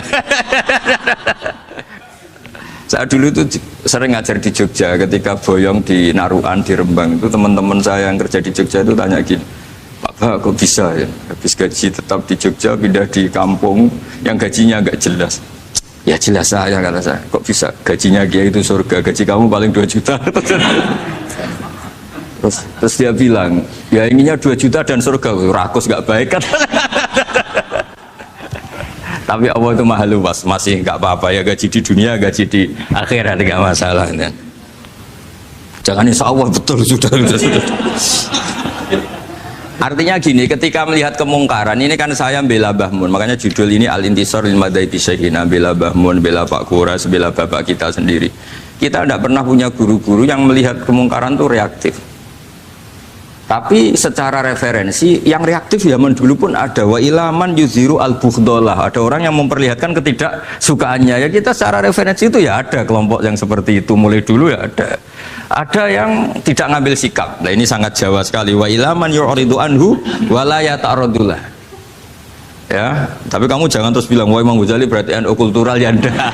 Imam Ghazali itu ada sebelum bahasa Mas Ari, nanti kamu ngait-ngaitkan Imam Ghazali punya KTA NU enggak ya enggak ini. Ya jelas ya, ada yang ngambil sikap apa? Yudhirul bughda, memperlihatkan ketidaksukaannya, ada yang ngambil sikap yu'ridu anhu wa la yata'arradu lah. Nah ini yang ketiga, ini yang persis Wali Songo ini yang ketiga ini. Wa ilaman yang zuru ilaihi bi'ainir rahmah. Ada orang itu melihat temannya maksiat, saudaranya maksiat, bawaannya malah tambah suka, tambah sayang. Karena itu dianggap sarana menarik simpati, kemudian berharap nanti menjadi baik. Ini yang ketiga, ini yang mungkin paling berat, tapi itu percontohan yang diceritakan wali-wali Songo. Ini jelas ada ya kelompok ketiga. Artinya gini loh, kalau kamu melihat kiai atau sejarah Wali Songo yang empati atau membina orang-orang fasik dengan kasih sayang, kamu jangan langsung bilang ini Islam apa ada nahi mungkar. Kamu yang kurang ilmu ribet. Ini jelas ada takbirnya. Mulai ini Imam Ghazali loh, Hujjatul Islam. Orang punya gelar Hujjatul Islam. Bukan dokter, bukan profesor, Hujjatul Islam. Sedunia lagi, bukan versi kampus tertentu. Sedunia, diakui sedunia. Ternyata mulai dulu ada orang yang pilihannya apa? Wa ilaman yang zuru ilaihi bi'ainir rahmah. Ada terusannya, wala yu'athirul muqata'ah wa taba'ud. Dan dia tidak ngambil sikap memutus hubungan dengan yang sedang maksiat. Jadi bawaannya malah yang zuru ilaihi bi'ainir rahmah dan tidak muqata'ah. Tapi tentu ya tidak muqata'ahnya karena niat bina ya, bukan koalisi. Bukan malah nanti kayak tadi kalau ada yang ke masjid masih pakaiannya agak gimana, dibina itu untuk lebih baik. Jangan takut kehilangan tontonan. Itu yang paling masalah itu. Hadu nafsi kalau itu. Kayaknya saya enggak lah, saya kiai. Ini cerita sampai enggak cerita saya. Ya ini jelas nanti kalau yang punya kitab Ihya jelas ikut babnya Kitabu Adabil Ulfah wal Ukhuwah. Ya, jadi nanti yang kitab naskahnya beda. Itu di Ihya-nya ikut apa? Kitabu Adabil Ulfah wal Ukhuwah. Bab cara merasa empati, kasih sayang. Itu di situ saya pernah baca khatam dan mengajarkannya juga berkali-kali. Dan muasalah saya dengan ulama-ulama dulu yang sudah meninggal. Itu di situ Imam Ghazali kalau dalil itu gini, sampai begini ekstrimnya. Mungkin bagi orang awam tidak ekstrim, tapi bagi ulama itu ekstrim. Fa inna wa ta'ala qadim tanna alaina bi nikmatil ulfah was suhbah. Isqala wa allafa baina qulubihim. Jadi kebencian itu tidak termasuk nikmat yang dihitung Allah. Yang dihitung Allah termasuk kenikmatan itu wa allafa baina qulubihim. Jadi mu'alafah, merasa nyaman dengan teman kita, saudara kita, meskipun beda ormas, beda kultur, beda apa, itu bagian dari kenikmatan. Jadi jangan mentang-mentang kamu demi nahi mungkar terus adanya kebencian. Itu di Quran jelas, nikmat itu dihitung termasuk pemberian Allah terbesar itu wa allafa bainakum. Bahkan Allah ngendikan lau anfaqta ma fil ardi jami'an ma alafta baina qulubihim walakin Allah alafa bainahum. Rasulullah yang kesayangannya Allah saja dibayangkan Muhammad urusan cinta kasih, urusan kasih sayang, urusan saling mencintai. Andai kan kamu biayai, andai kan negara menggelontorkan APBN untuk rekonsiliasi nasional itu tidak bisa. Karena ini urusan hati. Kamu bisa tak kayak sak miliar seneng wong elek, enggak bisa. Atau ora usah dibiayai wong ayu. Kan susah sekali itu. Kamu bisa seneng orang yang nggak pernah berbuat baik sama Anda, enggak bisa. Tapi walakin Allah allafa. Kalau Allah sudah menghendaki itu semuanya bisa. Kita kadang mencintai orang yang nggak pernah berjasa sama kita. Kamu punya teman yang sering takdir kamu nggak pati cocok sama orang yang nggak pernah naktir kamu seneng. Kalau Allah sudah alqal mahabbah, siapa yang bisa mengendalikan kehendak Allah? Kamu punya teman mulai SMP, SMA tidak bisa senang, ketemu pertama di bis senang. Yang bisa ngatur itu siapa kalau nggak Allah? Meskipun cara kau itu witing Trisno jalaran kulino, tapi Allah menghendaki pandangan pertama senang, pandangan sangang tahun bosen. Tidak kurang cara kalau makanya Para ibu-ibu harus tetap berdoa, ya Allah ya muqallibal qulub. Sabit qalba zauji ala mahabbati. Itu kalau nggak didoakan wah bisa hilang semua itu kan. Suaminya nggak mau berdoa gitu. Karena takut kurang variasi. Tapi ini cerita cinta, cerita ulfa tidak bisa. Lau anfaqta ma fil ardi jami'an ma allafta baina qulubin. Tapi walakinnahu allafa. Itu kalau urusan. Makanya jenengan harus syukur bawaan saya melihat sampean anak-anak BG itu cinta. Padahal nggak jelas asal usulnya piye. Terus. Tapi saya sudah 4 tahun kalau 5 tahun ngajar di sini. Tiap di Jakarta katanya harus ya. Harus. Harus. Itu bahasa keangkuhan harus. Karena kalau di kitab fikih itu ijabu malam yajid termasuk dosa besar. Karena berarti musyarri apa? Ya Pak Sarkasi ya. Iya, di Sulam Taufik jelas termasuk dosa besar ijabu malam yajib. Mewajibkan sesuatu yang tidak wajib. Mergo fa anta musyarri, berarti kamu bikin syariat baru. Karena sudah ada mandubat, ada masyru'at, ada. Syariat ini sudah sempurna. Faman aujaba malam yujib humuwah wa rasuluh fa huwa musyarri'un. Jadi berarti dia musyarri baru. Bahasa karsanya kayak ngaku nabi baru. Sudah tak maafkan santai. Tapi secara fikih jelas sama lihat di Sulam Taufik termasuk minal kafir apa ijabu malam yajib, mewajibkan sesuatu yang tidak wajib. Musyarri ya musyarri, bukan tukang bikin syariat tapi ini musyarri tukang yang di jalan mungkin. Saya itu saking fanatiknya ilmu, ini cerita ya, saking fanatiknya ilmu itu kalau hallnya bapak saya karena kita keluarga pesantren itu pengumumannya itu aneh, tidak wajib hadir. Karena takut ijabu malam, karena trennya pesantren itu gitu, kalau alumni itu harus hadir pas hall atau pas pengajian mulut. Kalau saya karena fanatik ilmu itu nggak pernah ada undangan sampai sekarang. Saya ngiyai sudah 2005 bapak, sampai sekarang nggak pernah ada undangan karena takut ijabu malam yajib. Karena saya orang bener, maksudnya ada kayak ini. Ini kacau ini.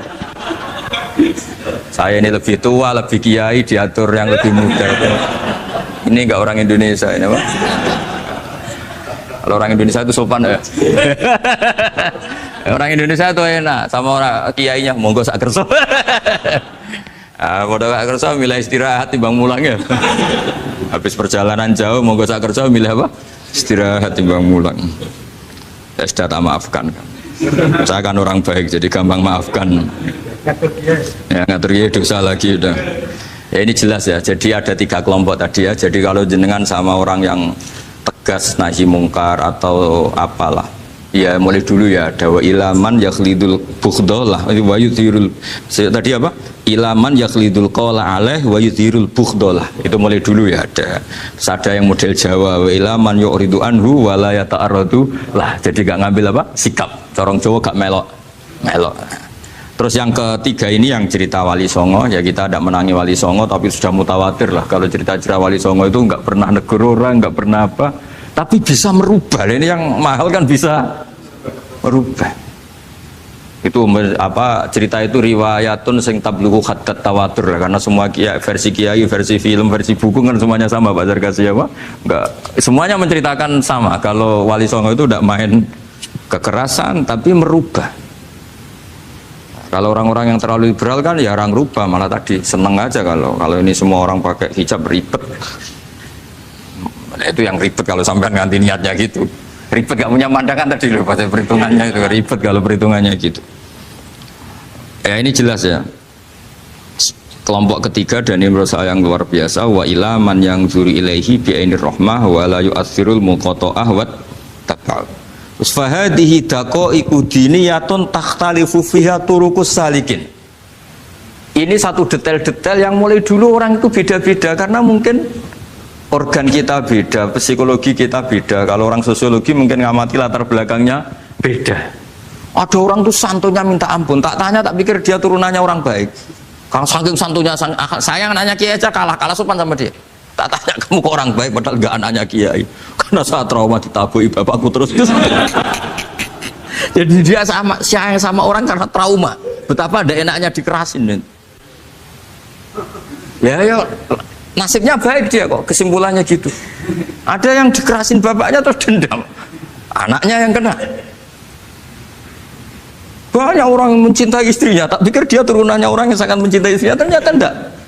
Saya tahu sakitnya dicuekin suami. Ibu saya itu korban bapak saya. Gara-gara trauma itu terus sayang sama istrinya. Karena ibunya korban dibiarin sama bapaknya, ditinggal kemana-mana. Jadi kadang manusia itu nggak bisa ditebak. Ada yang anaknya orang harmonis, dia ada harmonis. Kok monoton ya? Kalau sudah mukallibal qulub nggak pernah tahu kita.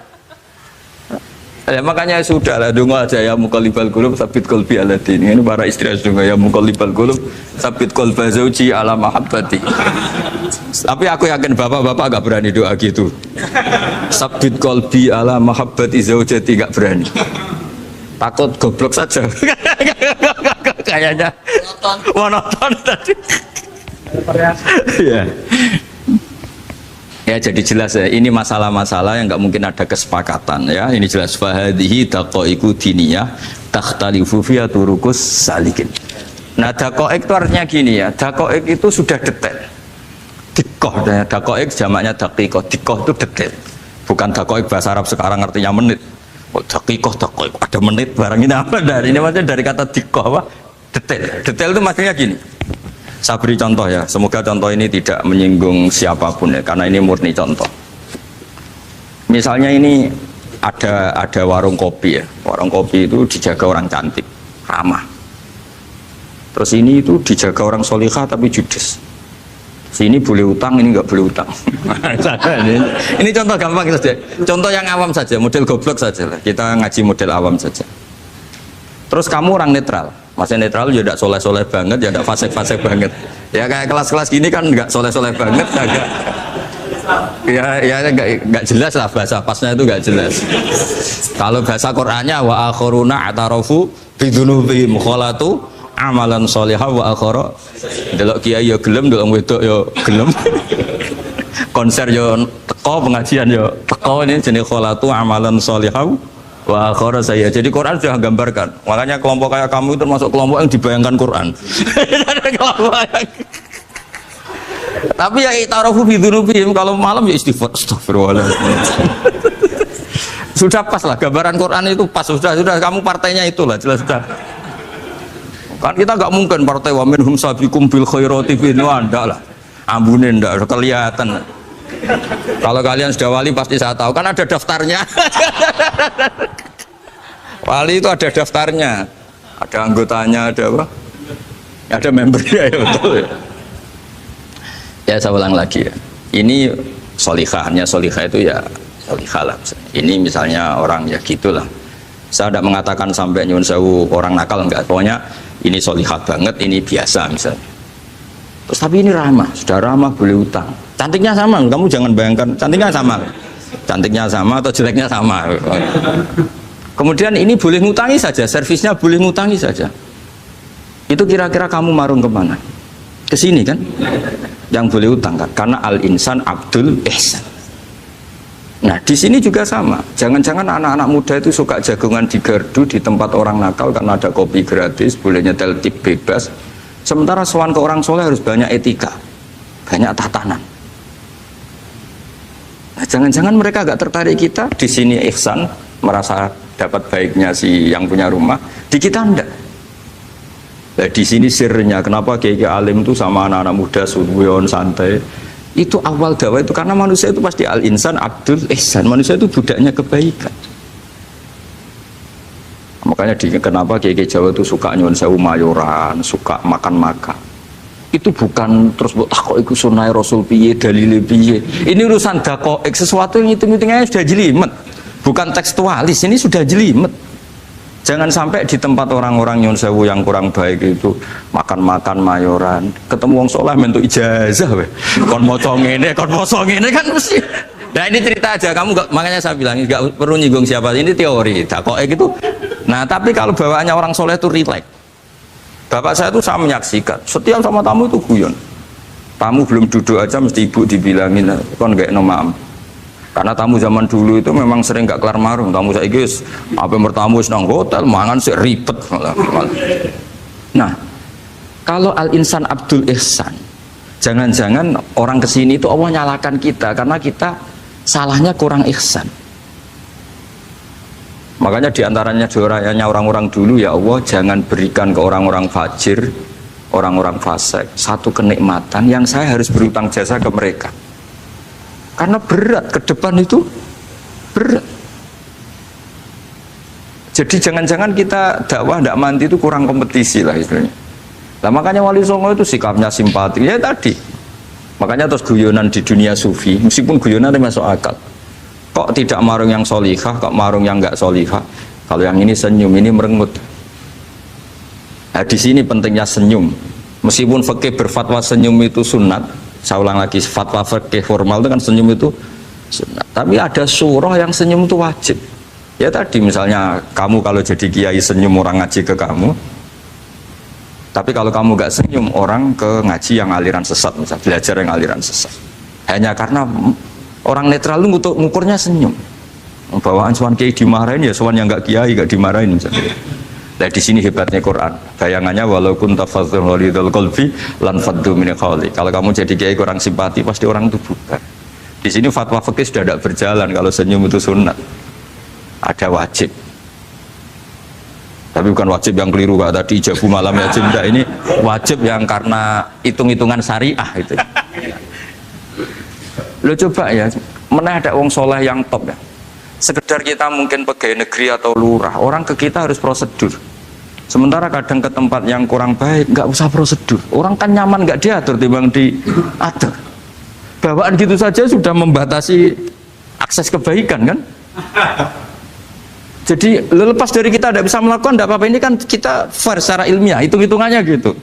Dakoik itu kira-kira hitung-hitungannya begitu. Makanya kiai-kiai yang dulu itu meskipun dalamnya dibatasin karena kiai juga butuh istirahat, butuh macam-macam. Kalau pondok itu enggak 24 jam karena semua orang bisa ngakses. Saya tuh kalau ngaji Rebo itu ribuan, enggak mulai orang jelas, enggak jelas, setengah jelas, yang wali, setengah bulat, setengah buron, ada semua. Sampai ada yang setengah buron pernah ketemu polisi yang ngaji. Saya ini mau nangkap kamu malah ketemu di sini jadi. Jadi sudah lah Pak, atas nama hormat Gus Pak nangkapnya nanti aja. Karena ketemunya pas ngaji.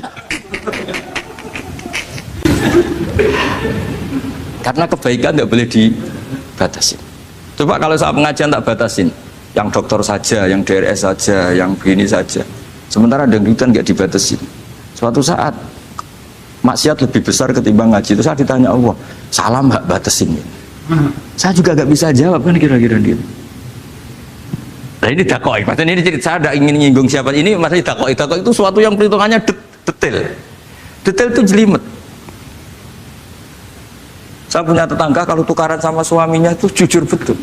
Kenapa nak tegakno kopi ra gelem, senane ngopi ning warung. Nang kono nak nyugoi mbek senyum kowe ora. Istri kamu kalau nyugoi, oh ngombe. Di warung kan ngersakno nopo. Padahal cantiknya kadang ya sama, atau kadang cantik istri kamu. Tapi gara-gara duar. Lah itu sudah takoek apa? Takoek. Ini urusan kompetisi, ke kiai dimarahin, ke sini di servis. Nah, ini monggo lah kita belajar bahwa karena sebagian riwayat disebut Rasul Akli Badal Iman Billah At-Tawaddud Ilan Nas. Setelah kita berargumentasi ilmiah secara tauhid, urutan dakwah berikutnya At-Tawaddud Ilan Nas. Kita harus bersikap simpatik dengan harapan simpatik itu membawa orang ilawahi wa rasuli. Kita tidak punya kepentingan pribadi, punya pengaruh banyak, membernya banyak, enggak lah, ma'adallah min dalik, enggak. Tapi setelah kita at-tawaddud ilan nas, lu coba Rasulullah itu tiru sholat itu kayak apa baiknya, logikanya barang baik tambah lama tambah baik, tapi itu mukhalafah, itu bertentangan dengan sunnahnya manusia yang suka cepat. Nyatanya imam yang cepat itu yang lama itu yang disalahkan Nabi. Logikanya kan sholat lama, Qur'annya fasih, yang imam itu Mu'ad bin Jabal, tidak muntah itu tidak apa. Mu'ad itu sahabat paling fasih, paling alim. Artinya bacaannya itu udah bikin kuping panas. Ini yang ngomong ini tidak saya. Itu ketika kelamaan, yang disalahkan Nabi itu yang kelamaan. Karena supaya orang seneng sholat, ya sholat itu jangan jadi problem dong. Cara nggak jadi problem gimana ya? Jangan lama. Kayak apa agama ini? Sholat tuh sebaik sholat aja dikompromikan dengan hukum sosial. Karena kalau sholat terlalu lama nanti ibadah jadi problem. Sampai segitunya.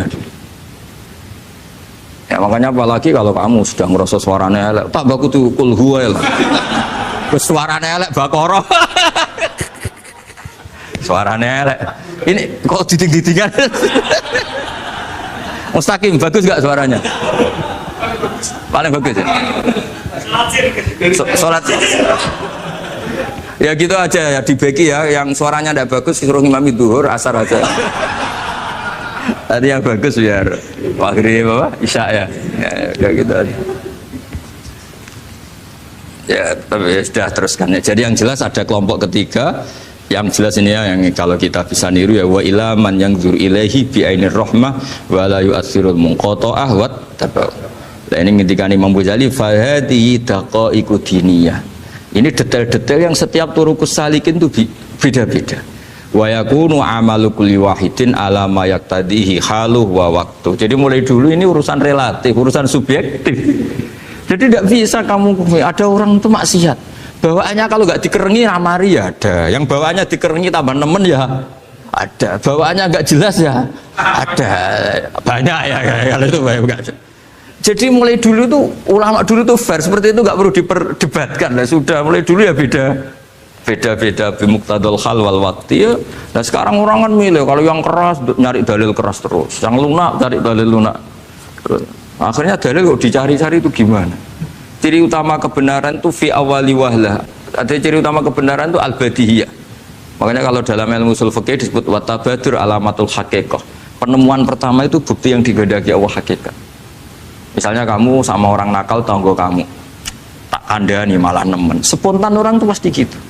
Karena di mana-mana sosialisasi itu dibutuhkan. Ketika negara atau kiai atau tokoh mau bikin apa? Pertama targetnya mesti sosialisasi. Sesuatu pasti ada tadrijan. Itu siapapun, teori manapun, di dunia apapun. Nah itu namanya badiyah, pikiran segitu itu disepakatin. Nah kita kalau langsung marah, langsung mengusir itu tidak pikiran badiyah yang konsensus. Misalnya anakmu nakal, dengar misalnya nyuruh anak kiai, dengar anakmu pacaran. Pikiran pertama itu seorang manusia itu, ya dikadani si api-api ya.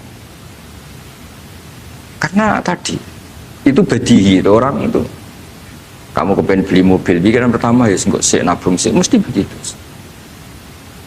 Jadi ya pasti begitu lah itu. Kalau kamu ngukur mana yang benar tuh at-tabadur alamatul haqiqah. Kalau kamu ngaji usul fikih itu kan at-tabadur alamatul haqiqah. Karena konsensus lah, agama ini fitratallahi allati fataran nas 'alaiha. Jadi nggak mungkin lah kita ingin sesuatu kemudian tidak berproses. Ya saya teruskan ya. Tapi kamu jangan kaget kalau setiap angkatan beda. Ini jelas wa yakunu amalu kulli wahidin ala ma yaqtadi haluh. Terus wa muqtadul ahwal fi hadil umur imma makruha aw manduba fatakunu fi rutbatil fadail wa la tantahi ila tahrim wal ijab. Nah ini jelas. Metode-metode itu sudahlah. Paling kalau benar ya mandubah, kalau salah ya makruha.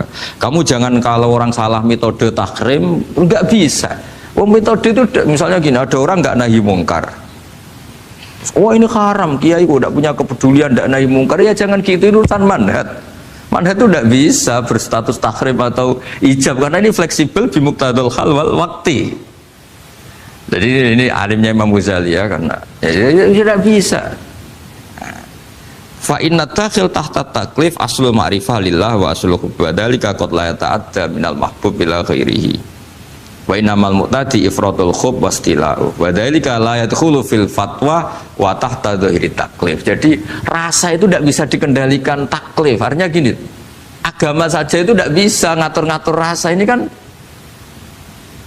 misalnya gini, contoh gampang ya, kamu tidak usah tersinggung, pasti kamu mengalami, bukan mungkin tapi pasti mengalami.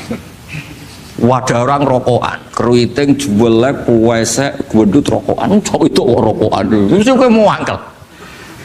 Wah semua akal harus dianggap cawe itu orang bener. Baru ketemu cah wayu menarik rokokan, mesti oleh mangkel gitu. Wes jawab jujur ya, tidak usah munafik kamu. Betul ya? Betul. Jadi itu nggak bisa terus. Misalnya wong tuamu pesen gini, cung, kejogeman pacaran mbek cawe itu sing rokokan. Jadi sing rokokan wayu cuantik, wong sopan misalnya. Dia rokokan tapi sopan.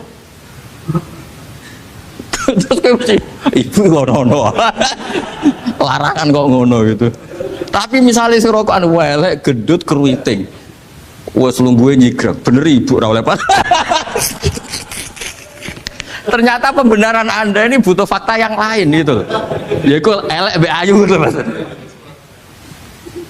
Lu kayak ngandel gak? Makanya guyonan yang kiai-kiai kan gitu. Pak Kaji, anak sampean tombok innalillah. Tapi menang. Itu ya guyonan, tapi menurut saya itu betapa manusia itu mudah diombang-ambingkan nih. Masyhur tuh guyonan di kiai-kiai itu. Pak Kaji ono cawe itu numpak sepeda motor GL Max Pro, zaman di saya kan sepeda lanang. Wah, luput suwo kebablasan. Bareng ngono, tapi niku ponakane jenengan muga-muga sepuro pangeran.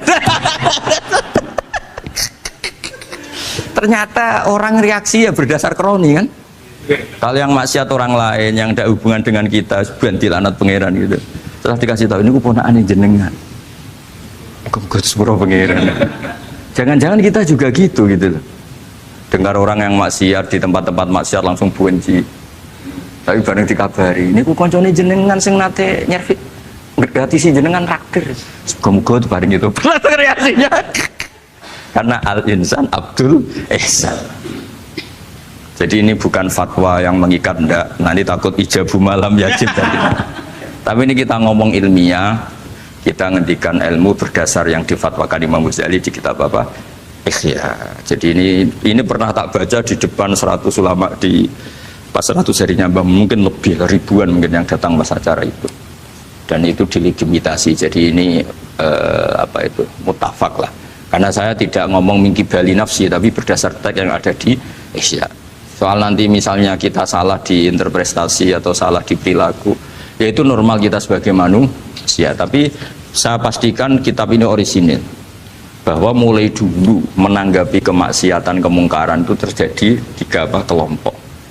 Tapi semuanya tentu ingin merubah. Saya pastikan yang yahlidul qola juga tidak karena kebencian pribadi, yang lunak juga bukan karena menikmati lah. Yang ribet kita ini kan lunak karena ini kalau yang cantik ke masjid sudah Islami, nggak ada pemandangan lah, itu ya ribet. Jadi gayanya halus tapi banyak kepentingan.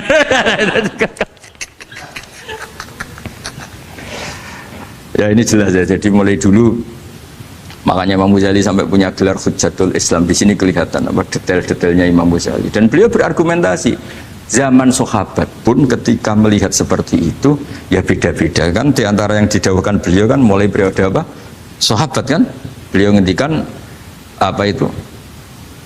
Fa inna na'lamu annal ladzina syaribul khamra wa ta'atu al fawahisha fi zamani Rasulillah sahabah maka nuyuhjaruna bil kulliyah bal kanu munqasimina. Jadi beliau cerita mulai dulu masyhur kan dulu di sahabat ya, itu ada orang namanya Nuaiman, kila namanya Abdullah. Itu di Bukhari jelas wa kana yulaqabu khimaron. Saking dableknya itu teman-temannya kalau manggil tuh khimar. Terus wakana yuthiku Rasulullah kasiron, dan dia yang orang yang mudah memperbuat Nabi itu tertawa-tawa. Bawaannya itu bodoni Mbak Nabi. Masyhur itu. Kalau dia ada pedagang keliling itu Bu atau Pak sini dahar sama Nabi. Setelah dahar lagi sembayari sopo ya jenengan derek dahar. Masyhur itu. Ya sahabat ya ada yang gitu. Nah itu kalau mabuk nggak di masjid nggak afdol deh. Nggak mau di bar, kalau mabuk di masjid. Dia tidak pernah lihat jauh dari Nabi, nggak pernah. Kalau mabuk itu di masjid. Sama sahabat-sahabat lain dia dikhat. Dikhat itu diberi sanksi, kalau bahasa pondok ditakzir, ditaktib. Terus saking overnya sahabat yang mentakdib, ada yang ma'aktaroma syarib tal khomrot bena di Rasul, kowe ujuk nemen ngarepe Nabi kok ngono kelakuan, anta malun. Kowe ku malun. Tapi apa kata Nabi? La tal'anuhu fa innahu yuhibbu wa rasulah. Masyhur itu di kitab Bukhari. Itu oleh komentari Syurahul Hadis, falam yukhriju bil maksiyah anil mahabbah.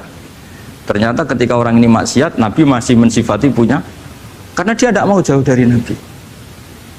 Kan banyak orang-orang fasik yang bawaannya nggak mau jauh dari kiai. Makanya orang Indonesia itu kemungkinan tidak tobat itu kecil, karena pas nakal ya cek para kiai, dijazai ya cek diwoco.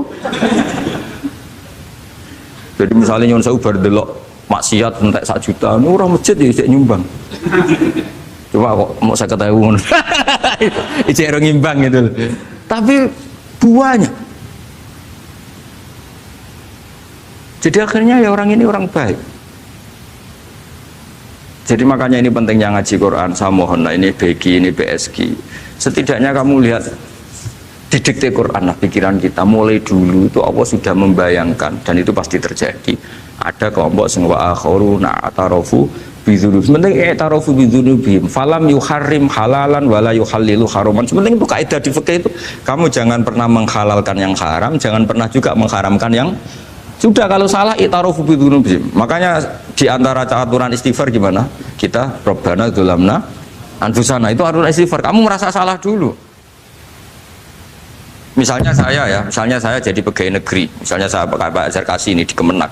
Mungkin kerjanya benar, atmosfernya benar, semuanya benar. Tapi tetap saja salah. Kamu itu dipinterkan itu supaya idza ruja'u ilaihi maling biru qaumahum idza ruja'il malah gak roja'u, malah roja'u ila departemen. Dalam kebenaran kita pun pasti ada salah, apalagi dalam misalnya saya datang ke Jakarta gini kan ya benar, datang ke sini ke Begit kon mulang sampai dengarkan ya benar. Tapi tanyakan anak saya yang di rumah yang kelas 3, Bapak kenapa sih ke Jakarta ya? Salah cara dia. Dan nanti kalau Allah lebih melihat anak saya, hanya anak kecil yang nggak berdosa, saya tetap salah ke sini. Meskipun dosa saya ditanggung sampean. Artinya dalam kebenaran saja ada kesalahan itu loh. Nah, makanya kalau donga tuh Rabbana dzulamna anfusana. Nah, makanya urutan pertama i'tarafu bidzunubihim. Nak salah aku ngaku. Salah berargumentasi. Salah ngotot. Kok Joko-Joko tua itu salah ngotot. Skandani nak nikah sunah Rasul cek ngotot. Ya itu kan zaman dulu. Kalau sekarang harus mapan dulu, kalau enggak kakean teori no. Kandani kene utlubu rizqa binikah niku riyen ye saiki. Ribet teh. Wah angel ngandani santri saiki teori ya. Lan kula di santri lanang kuwatah mbak kata ibu arep rapi-rapi ora yo buan. Nanti kandani malah berargumen. Mulai santri-santri semanggon kota ini teori tok. Coba namanya tak kandani, kon tawakal ra mikir pekerjaan, gak iso kan ke santri kota ra iso. Nah santri desa iso bazar kasih. Kandani sing ngandel kon tawakal. Santri kota ra iso. Gimana? Wes mlaku-mlaku gak go ATM ra wani. Gak go HP ra wani.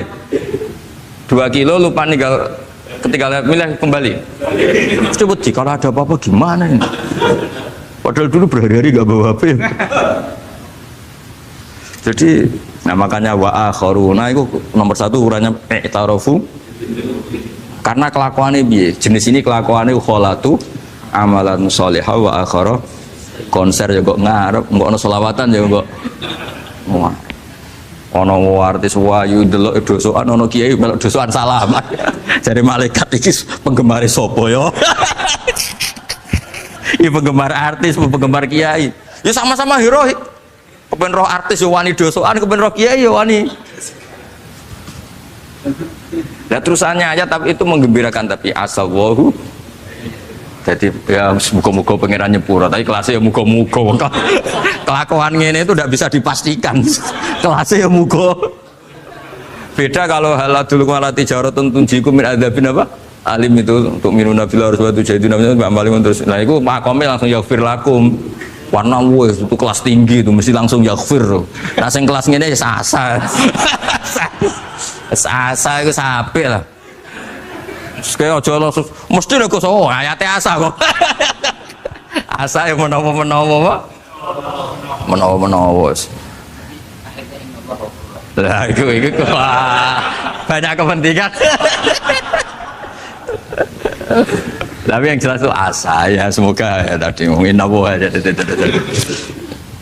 Ya jadi ini jelas ya, supaya maksud saya baca ini tak niati dari rumah supaya kita melihat beberapa kelompok di Indonesia itu ya tidak kaget. Mulai dulu yang yaklidul kola ya ada, yang yudhirul bughdo ya ada, yang kelihatan keras nggak suka maksiat juga bagus. Masa maksiat disukai kan ya tidak baik. Yang nggak jelas kayak orang Jawa nggak melok-melok ya mulai dulu ya Ada. Makanya ini jenengan harus matur nuwun sama saya. Karena perilaku kebetulan yang ternyata punya dalil. Alhamdulillah. Jadi nanti kalau setelah ini terus, wah ada dalilnya. Di Ikhya. Halaman berapa? Pokoknya kata Gus Pak ada. Ya, jadi ini pesan ketiga ini yang semoga kita bisa niru ya. Karena itu cerita Wali Songo versi kiai, versi film, versi buku semuanya sama. Tambah melihat maksiat, tambah tertantang kasih sayangnya sehingga terus sampai bina kayak gitu ya. Versi film saja yang kamu tahu mungkin versi film. Itu gambarannya Wali Songo itu masya Allah, sabarnya, teladannya. Semuanya masya Allah lah. Darani wudhunya raup, darani syahadatnya sekatan. Soalnya darani jimat kalimat soto, jimat syahadat itu maksudnya itu. Uang itu kudu de merah delimo itu dalimo. Dalimo ya tauhid. Itu kata Mbah Mun itu orang dulu malah gua golek merah delimo akeh, aduh ribet. Merah delimo itu maksudnya dalima. Orang itu harus berpegangan dalam surat Ikhlas tuh. Qul huwallahu ahad, Allahus somad, lam yalid walam yulad walam yakul lahu kufuwan ahad. Itu kan diakhiri dal sampai 5. Dal-dal yang di kulhu itu yang di akhir-akhir itu kan 5. Maksudnya itu saiki urung iso liyane lah, sementing itu dalima. Maksudnya tauhid ini benar dulu, apa? Tauhid ini benar dulu. Dan itu telaten datangi tempat maksiat. Ini kayak gambaran di film-film gitu. Dulu gambaran film-film kuno juga sama kan, ada warung, terus penjaganya gitu, yang datang goda. Dulu ya gambarannya ada gitu. Sekarang ya nggak ada lagi, mungkin banyak ya. Dulu ya banyak sama lah. Untuk ukuran zaman itu ya banyak sama. Tapi telatennya, orang Jawa bilang apa ya dituruti. Darane sloko laila. Sloko itu maknanya suluk gitu. Bahasa Jawa jadi sloko. Nah darane ya tadi kayak di Jogja itu ada sekaten itu dulu kata cerita-cerita itu Kalijogo ngadakan satu konser wayang. Yang boleh nonton, yang bayar tiket, lah tiketnya itu baca apa? Syahadat. Terus dari sekaten dari kata apa? Syahadat. Ya dituruti, orang kok terus ini gak fusha ini. Kamu benarkan sinnya, syahadatain. Kamu itu ada saja. Oh kiai nyaran ya. Ya fusha itu. Ya ini jelas ya supaya apa kamu ingat betul bahwa ini ndak gaweane Gus Ba, gaweane Bapak di sini mulai dulu di Ikhya ini ya yang jelas ikut Kitabu Adabil Ulfah wal Mahabbah. Nah terus ini contoh belajar saya supaya sampean ngerti nak. Terus di sini tak tambahin dan itu di bab Ikhya yang sama fa inna tafriq bainal ahbab min mahabis syaiton. Ya fa inna tafriq bainal ahbab min mahabis syaiton. Jadinya gini, misalnya Pak Zarkasi maksiat atau saya maksiat, terus bawaannya Pak Zarkasi itu benci saya karena Gus Bak setelah maksiat, berarti tafrik bainal mukminin, yaitu min mahabis setan. Setan suka, wah saya alhamdulillah orang Islam nggak saling mencintai, nggak saling menyayangi, sekarang sudah ditafrik. Meskipun asal usulnya tafrik demi temannya maksiat, tapi tetap saja kamu memenuhi target setan, yaitu tidak innamal mu'minuna ikhwah. Itu kan bagus oleh berhujahnya Imam Ghazali. Artinya gini, ya oke lah kita benci maksiat, benci ketidakbenaran, tapi jangan pula punya akibat tafrik. Itu kalau itu sesuai target setan itu mas, gitu mas. Makanya kita dengan kelompok yang berbeda ya berusaha tetap saling mencintai, saling cara bahasa politiknya merangkul. Lagi kita kan ada politikus. Kalau politikus merangkul kan ke partainya, kalau kita kan kiai ya merangkul supaya jadi baik. Kalau politik merangkul kan agar ke partainya. Jadi itu alasan yang saya suka. Fa inna tafriq bainal ahbab min mahabis syaiton. Loh, saya kalau nuruti mangkel sama mungkin bahkan dengan santri kita sendiri kadang mangkel wae ngaji turu. Saya ngaji takok halaman kadang nuruti mangkel ya mangkel. Wah, itu kan itu mangkel loh. Tapi ketika aku mangkel setan seneng. Sekarang ada model baru kiai gedeng santri ini. Setan kan lu kan mesti gak ajarannya Nabi lah. Ajaran Nabi bainal mukminin itu al-mawaddah warahmah. Ini ajaran mesti setan lah. Misalnya saya kesini kecewa sama sampean mangkel setan seneng. Oh sukses saya. Bikin Gus Bak mangkel becah begi. Lu ajaran setan, mana ada ajaran Nabi kon gedeng sampean. Mesti kon seneng. Karena contohnya mekso. Seneng sampean butuh mekso. Artinya ya sudah begitulah. Jadi kalau sampean nggak bisa dakwah secara baik, minimal ngerti targetnya setan itu at-tafriq bainana wa baina ahibbaina, bainana wa bainal mu'minin, bainana wa baina ummati Rasulillah sallallahu alaihi wasallam. Maka misi setan ini harus kita batalkan, kita kalahkan. Makanya mangkola fil yaumi salasa marrat aw marham ummata Muhammad kutiba minal abdal. Karena itu termasuk perlawanan terhadap setan. Setidaknya meskipun kamu tidak bisa aplikasi nyata senang setiap orang Islam, karena kita manusia ya, kadang bawaannya nggak cocok, bawaannya nggak simpati, tapi setidaknya di depan Allah kita masih berdoa marham ummata Muhammad wa ma asli ummata Muhammad wa ma tajawaz an ummati Muhammad. Setidaknya Allah tahu kita lah bahwa watak dasar kita itu ingin mencintai orang Islam. Cuma keterbatasan kita bawaannya mudah terprovokasi, mudah benci. Tapi ini biar basariyah lah gitu. Tapi mental kita ya marham ummata Muhammad. Dan itu kalau kamu baca sehari 3 kali saja itu kutiba minal abdal, sudah jadi wali abdal, kan keren. Nanti tak daftarkan lah kalau belum. Meskipun nanti ahli inventarisir jangan dulu. Nanti bisa dirayu, tapi kelompok ini nggak bisa disuap, resikonya ini nih. Jadi ini apa penting sekali ya supaya jenengan ngerti. Jadi kalau bawaan, coba kita ini punya istri, normalnya kan sayang. Nyatanya tetap disuruh doa sama Allah, Rabbana hab lana min azwajina dzurriyyatina qurrata a'yun. Bawaan sering ketemu itu mangkel. Bawaan roh suami amen ketemu wong ayu ya mangkel. Bawaan suami roh istri saya teko jok kopi wa-anan ya mangkel. Nuruti asbabul bughdi itu banyak sekali. Tapi baru kayak donga Rabbana hab lana min azwajina tukaran ya rukun nih. Ya anake akeh. Tadi tukarannya ya jalan terus anake ya. Jalan terus, jadi malaikat ya sekali piye karbe. Ya semoga gak tidak, sudahlah kalau tidak bisa baik-baik banget ya, bahwa wa akharuna tarafu bidunubihim kholatu amalan sholihah wa akhara semakome asa dan semakome asa. Sampai dari Pak Zakasi terusannya inna wa ghafur. Tapi ghafur itu ada harganya, khud min amalihim sodakotan. Jadi ojo tobatnya istighfar toh. Dari tangga nih istighfar tok gak nguntungno aku. Tapi kalau sudah, kalau istighfar kan gak nguntungkan tetangga kan? Kan benaka wa benawa. Masih mau coba ping 1000 kan bagi tonggo gak penting. Atau kira rapati istighfar 1 juta. Makanya itu hebatnya Islam, ya disuruh istighfar tapi ya khud min amwalihim sedekatan tutahhiruhum wa tuzakkihim biha. Jadi karena kalau istighfar tok itu gak ngefek secara apa? Sosial. Jadi kayak apa baiknya Islam? Saya ingin di sini pondok Quran ayat-ayat gini itu sudah mutsabih fil qalb subhanallah man ahsanu minallahi sifat. Jadi kita gerakan kita ya Qurani, perilaku kita, pikiran kita seperti sifat Rasulullah itu kana khuluquhul Quran wa simatuhul ghufran. Kayak apa? Kitab-kitab madaih dulu kayak kitab tiba muji Nabi apa kana khuluquhul Quran wa simatuhul ghufran. Nabi itu akhlaknya Quran wa simatul ghufran. Bawaannya kalau melihat orang salah itu memaafkan. Oh kalau Pak Zarkasi salah di SP. PNS SP terus. Kalau pondok keamanan takzir ya. Kalau di sini istilahnya apa?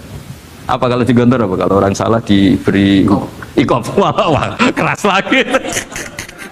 Kalau di Saudara Sarang itu ya takzir ya. Kalau bahasa halusnya takdib sebenarnya ya. Tapi benar diikop.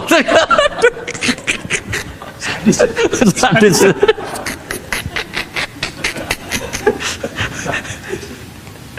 Aduh. Kalau di sini apa istilahnya? Apa? Oh, BNI Roma. Gaya dai. Kayak wah ya top, sudah makom paling tinggi ya.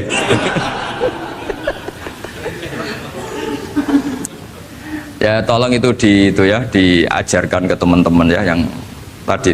Kalau yang nggak punya kitabnya itu aja di copy, disosialisasi supaya manhaj kita berdakwah itu jelas. Mulai terus ilmiah kita juga jelas. Jadi nggak mangkel sama yang keras mulai dulu ya ada, nggak mangkel sama yang nggak jelas mulai dulu juga ada.